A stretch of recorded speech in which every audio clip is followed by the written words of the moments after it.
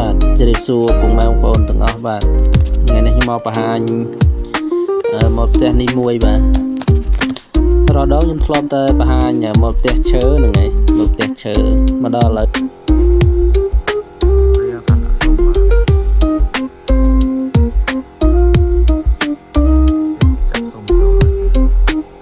នឹងមកបង្ហាញមកផ្ទះ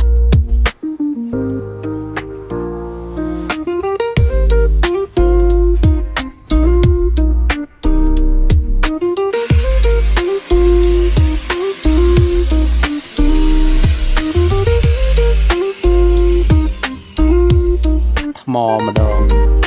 ដោយសារទៅធ្វើរួចហើយរូបរាងវាស្អាតពេកបងប្អូននេះដោយសារវាបាំងដើមស្វាយតិចកុំបាំងដើមស្វាយចាស់គេកាប់ដើមស្វាយចោលទៅបន្តិចស្អាតមែនតើនៅមកផ្ទះនេះស្អាតណាបងប្អូនស្អាតយកទៅមែនតើហើយផ្ទះតប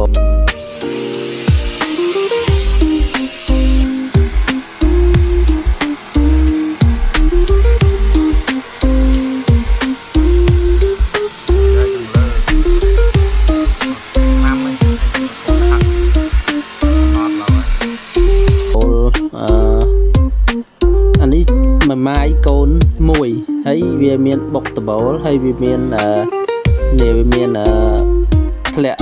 សម្រាប់មួយមុខចេះហ្នឹងឯងមួយមុខស្អាតណាធ្វើទៅតែរួចរាល់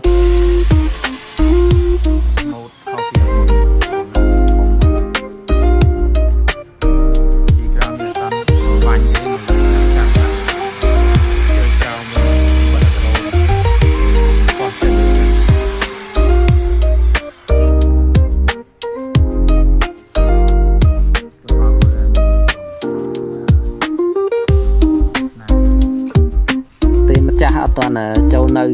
បាទចាស់អត់ទាន់ចូលនៅនេះទៅតែស្អាតហើយនេះត្រៀមនឹងកាប់ដើមស្វាយនឹងអីដាក់រងដាទៀតមើលពីជំហៀងអញ្ចឹងគឺស្អាតផ្ទះនេះធ្វើមិនចំណាយលុយច្រើនប្រហែលទេបាទធ្វើអស់លុយ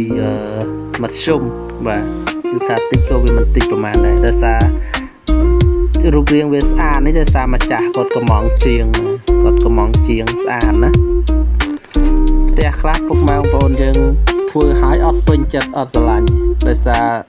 ថាជាងធ្វើមិនស្អាតអីចឹងទៅ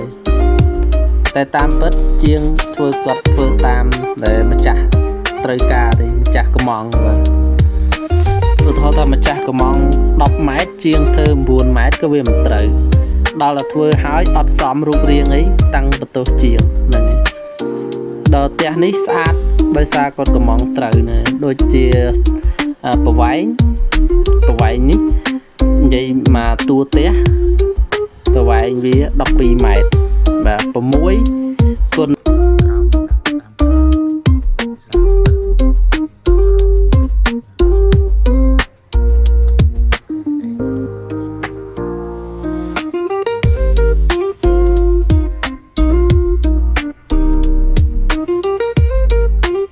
នឹង12ហើយ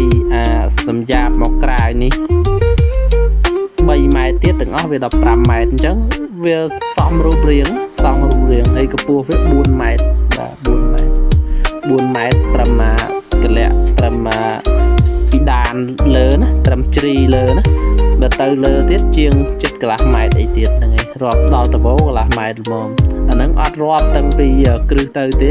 គឺរឿងរាប់ត្រឹមការ៉ូទៅបើទម្លាក់ដល់គ្រឹះនេះប្រហែល2-3តាក់ទៀត7កន្លះម៉ែត្រទៀតហ្នឹងឯងដល់អញ្ចឹងទៅស្អាតពង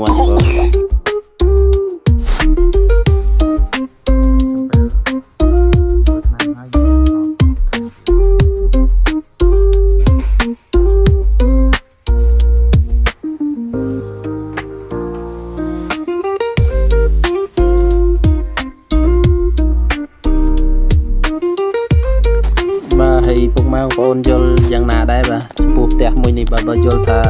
មិនមកជួយ comment ប្រាប់ផងបាទសូមអរគុណច្រើនបាទជួបគ្នានៅវីដេអូក្រោយទៀត